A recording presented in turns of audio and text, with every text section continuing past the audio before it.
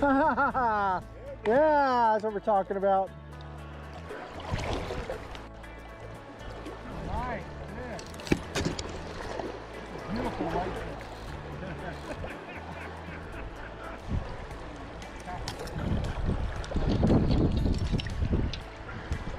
That's the red side.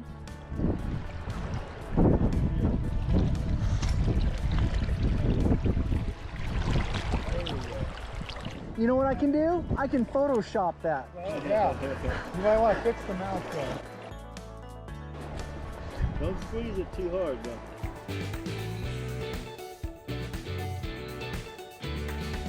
I'm Jack Gillis. I'm a demonstration fly tyer. I've tied at such events as the Salbug Rendezvous, the FFI National Expo, Oktoberfest, Trout Fest, Texas Fly and Brew Fest, TRWD Fly Fest, and several others. I currently sit on the FFI Fly Tying Board of Governors. I chair the online pro series, and I currently hold the gold level award for fly tying from FFI. And I'm working on the awards scheme through the Fly Dressers Guild in the United Kingdom, as well as becoming certified as a fly tying instructor or fly dressing instructor for the Game Anglers Instructors Association in the UK. The first one we're going to tie tonight, let me go ahead and, is a flashback pheasant tail nymph.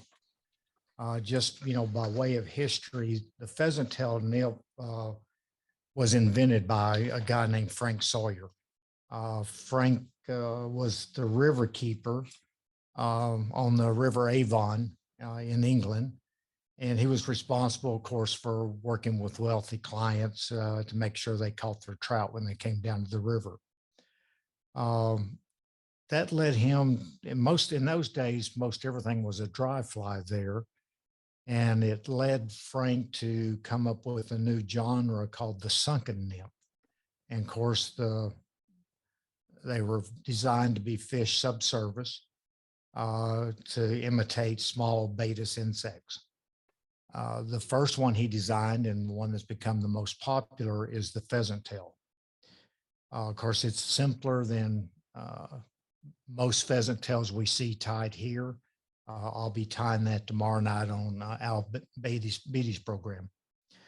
It only involves copper wire and pheasant tail fibers.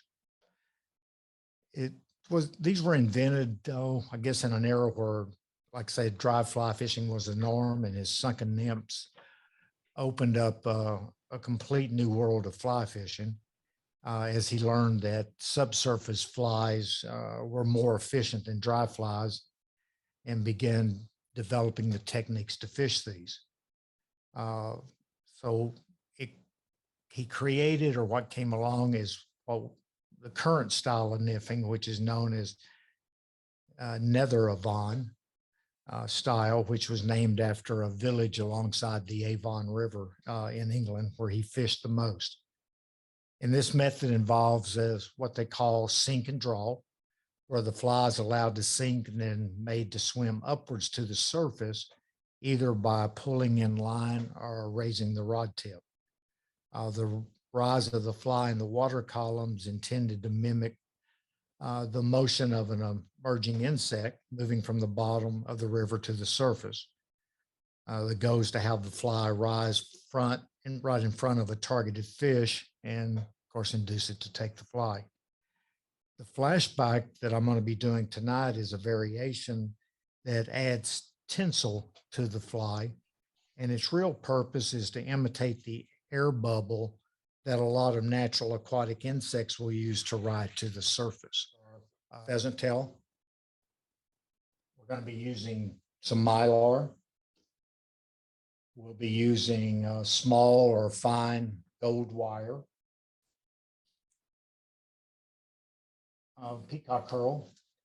And then I use these fulling mill hooks. This one's a 35105. This is one of the completed ones. So let me get set up here. I like these fulling mill hooks. They seem to be very well made. They're sharp and they're quite strong.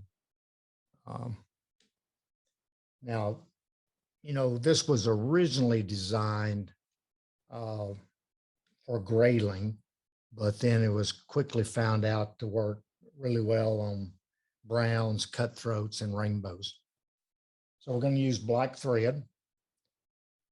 We're going to tie back to just above the barb on the hook, if there were one.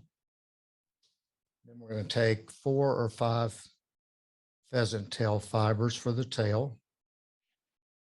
And these come back just beyond the bend of the hook. You can do the Shankly method if you want. It'll work out about the same.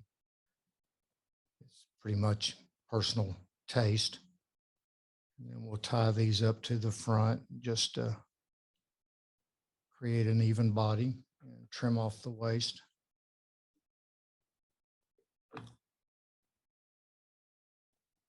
Then we're going to tie in our gold wire. Now you want to take off a little extra piece of gold wire, make it a little extra long, and I'll show you why in a moment when we get up to that area. Tie it in on the near side about the 5 o'clock position.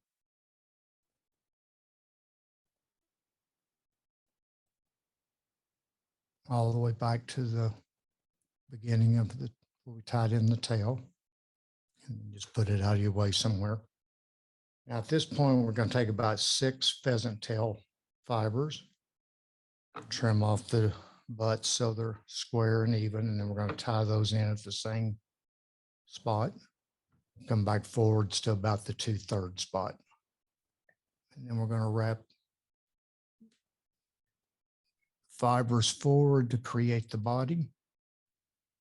You could use hackle pliers if you prefer. I just find it's easier to use the index finger method to hold them in place. They're brittle anyway. And once you reach about the 2/3 spot, we're going to tie those in and trim off the waist.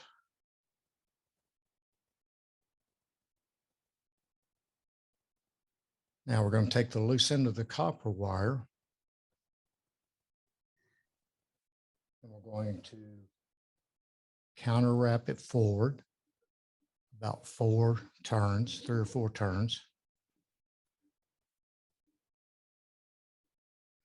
And secure it in place. Now at this point, take our thread forward just a little bit, and we're going to build a thorax base with the copper wire.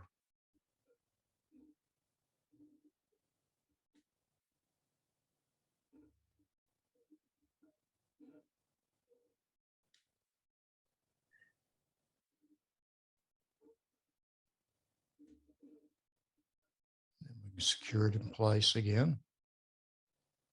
And at this point, we want to take the mylar and take a small strand. We're going to tie it in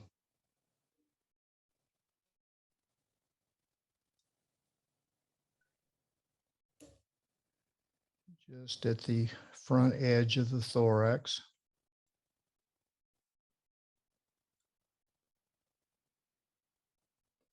At this point, we're going to take 2 or 3 strands of peacock curl, cut off about the first inch, 1.5 inches, some of the most brittle.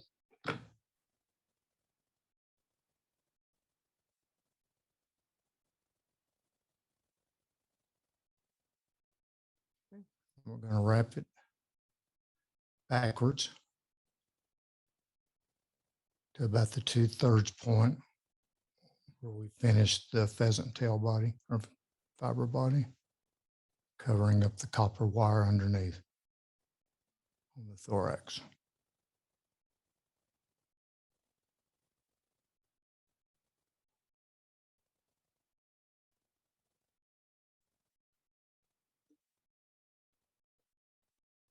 Come back to the front and secure in the peacock curl. And of course, trim off the excess. Then we're going to fold over the mylar tinsel on top.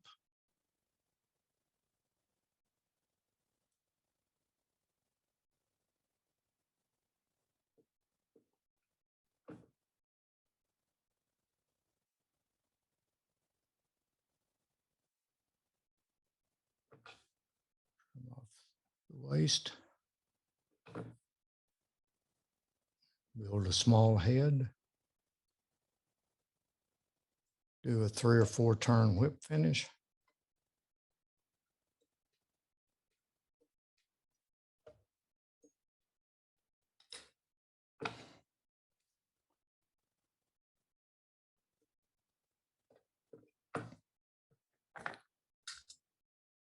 Add your head cement.